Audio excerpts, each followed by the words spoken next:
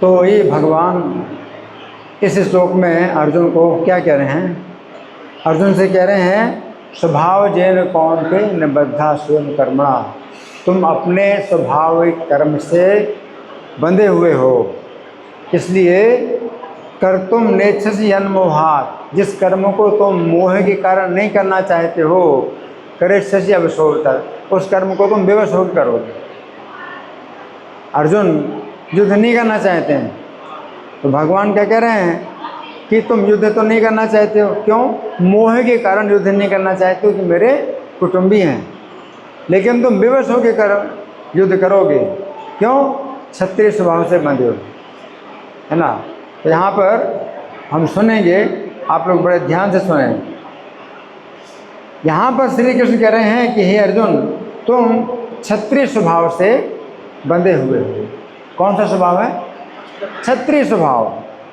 तो गीता 18:43 में श्री कृष्ण कहते हैं कि क्षत्रिय का स्वभाव होता है युद्ध से नहीं भागना, युद्धे चापे पलायनम। अगर युद्ध का अवसर मिले तो क्षत्रिय भागता नहीं, है ना। इसका अर्थ है कि जो व्यक्ति क्षत्रिय होता है वो किसी से बैर ठन जाने पर उत्साहहीन नहीं होता है। क्षत्रिय का स्वभाव होता है कि जब तक वो शत्रुओं का अंत नहीं कर लेगा तब तक वो शांत नहीं होगा। क्षत्रिय का स्वभाव होता है कि अपने प्राणों की बाजी लगाकर अपने पराक्रम से जो भोग प्राप्त होते हैं उन्हीं भोगों को भोगता है। क्षत्रिय धर्म से निर्वाह करने वाले व्यक्ति के मन को अपने पराक्रम द्वारा प्राप्त हुए पदार्थ ही संतुष्ट रखते हैं। क्षत्रिय का स्वभाव होता है कि जिसने उसे कटु वचन सुनाए हैं उसे वो क्षमा नहीं करता। क्या स्वभाव है? किसी ने कटु वचन सुनाए हैं तो उनको क्षमा नहीं करता।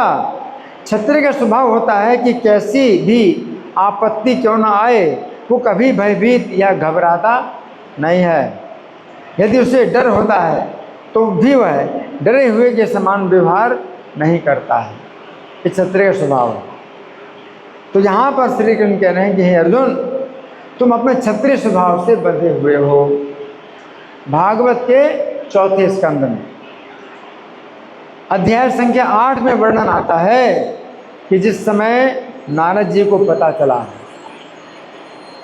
नारद जी को पता चला कि बालक ध्रुव ने अपनी सौतेली माता तथा अपने पिता के व्यवहार से असंतुष्ट होकर अपने पिता का घर त्याग दिया। नारद जी को पता चला क्या कि अपने पिता के व्यवहार से और अपनी सौतेली माता के व्यवहार से असंतुष्ट होकर ध्रुव ने क्या कर दिया है? घर छोड़ दिया है।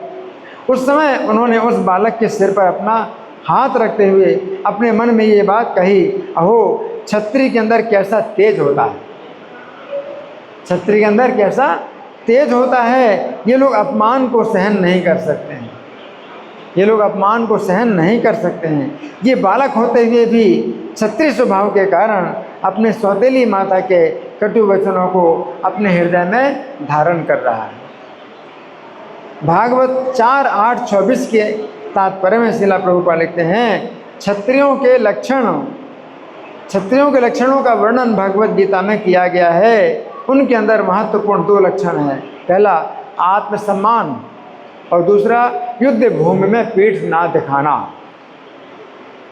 ऐसा प्रतीत होता है कि बालक ध्रुव के शरीर में क्षत्रिय रक्त था। यदि परिवार में ब्राह्मण क्षत्रिय वैश्य के कर्म का पालन होता है तो स्वभावतः पुत्रों और प्रपौत्रों को उस जाति विशेष के गुण उत्तराधिकार में प्राप्त होते हैं।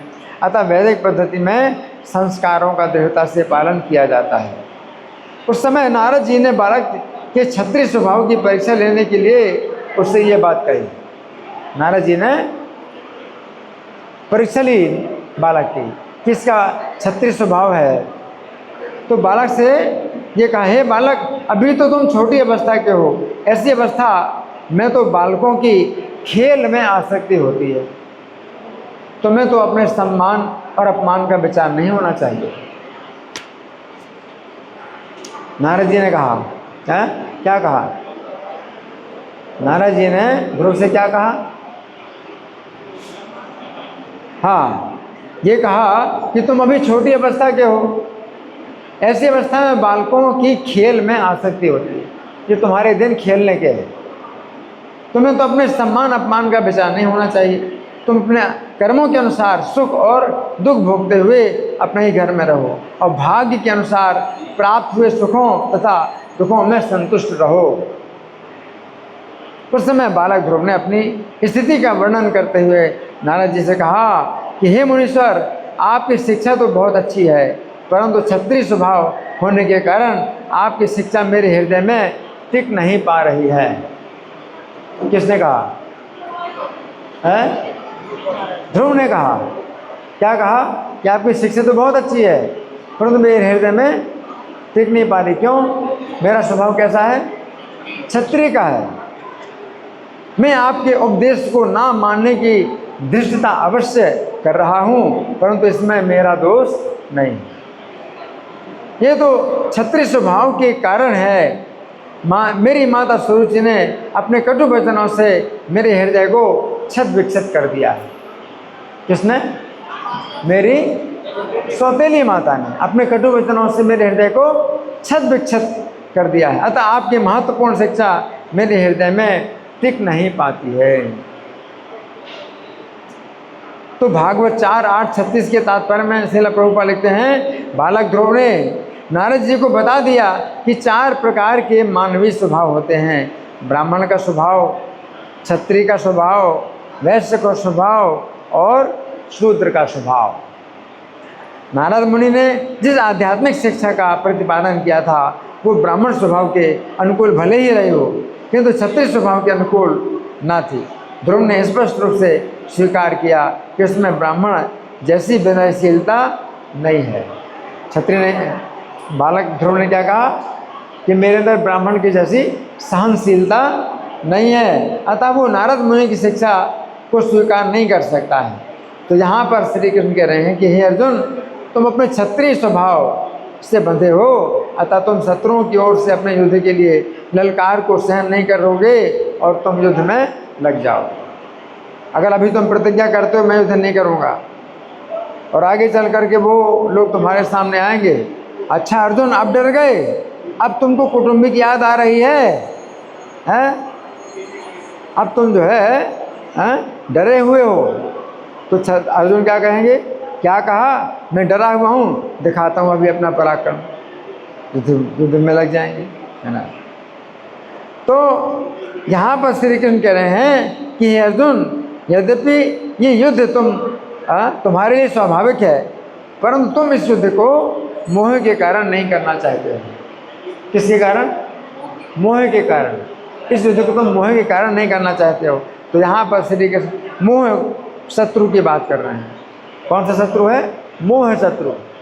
मोह शत्रु की बात कर रहे हैं। इसके पूर्व श्लोक संख्या 58-59 में श्री कृष्ण ने अहंकार शत्रु की बात कही थी। अहंकार है, परंतु यहाँ पर श्री कृष्ण मोह शत्रु की बात कर रहे हैं। वास्तव में तो यहाँ पर अर्जुन के 2 शत्रु हैं जो उन्हें युद्ध करने में बाधा उत्पन्न कर रहे हैं। मोह पहला शत्रु है और दूसरा अहंकार शत्रु है। अर्जुन का मोह शत्रु कहता है, अर्जुन का मोह शत्रु कहता है कि मैं इन लोगों से युद्ध नहीं करूँगा क्योंकि ये लोग मेरे कुटुंबी हैं। और अर्जुन का अहंकार शत्रु कहता है कि मैं बहुत उदार हूँ, मैं राज्य के लोभ के कारण इनके साथ युद्ध नहीं करूँगा। ये अहंकार शत्रु है। भगवान सबके मित्र हैं और भगवान कह रहे युद्ध करो।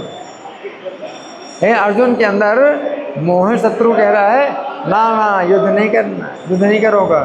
क्यों? हमारे कुटुंबी हैं ये।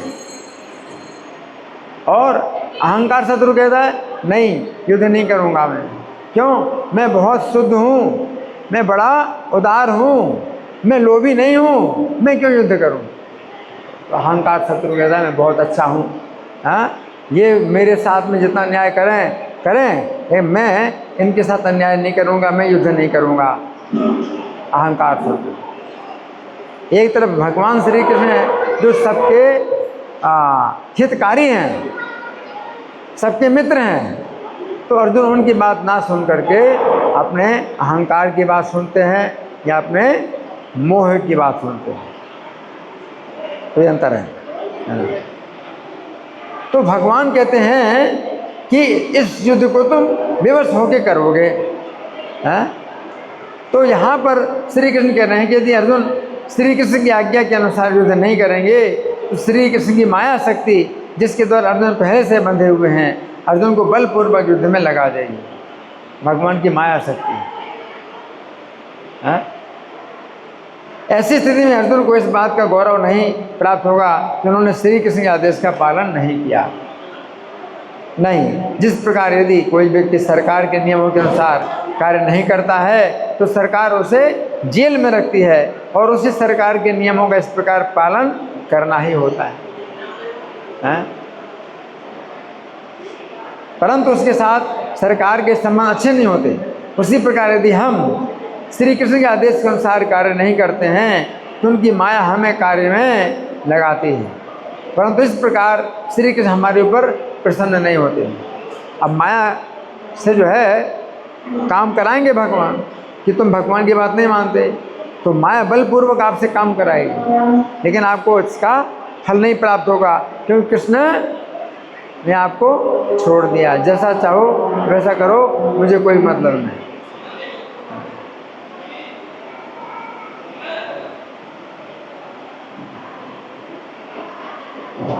जिस प्रकार यदि कोई व्यक्ति सरकार के नियमों के अनुसार कार्य नहीं करता है तो सरकार उसे जेल में रखती है और उसी सरकार के नियमों का इस प्रकार पालन करना ही होता है।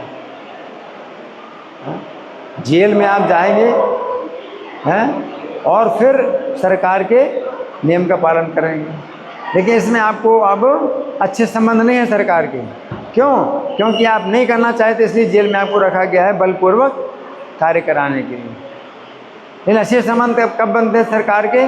जब सरकार की नियमों का आप अपनी स्वेच्छा से पालन करें और सरकार जो है आपको पुरस्कार देगी, है ना। उसी प्रकार यदि हम श्री कृष्ण के आदेश के अनुसार कार्य नहीं करते हैं तो उनकी माया हमें कार्य में लगाती है, परंतु इस प्रकार श्री कृष्ण हमारे ऊपर प्रसन्न नहीं होते हैं। अच्छा तो यही है कि हम श्री कृष्ण को प्रसन्न करने के लिए कर्म करें।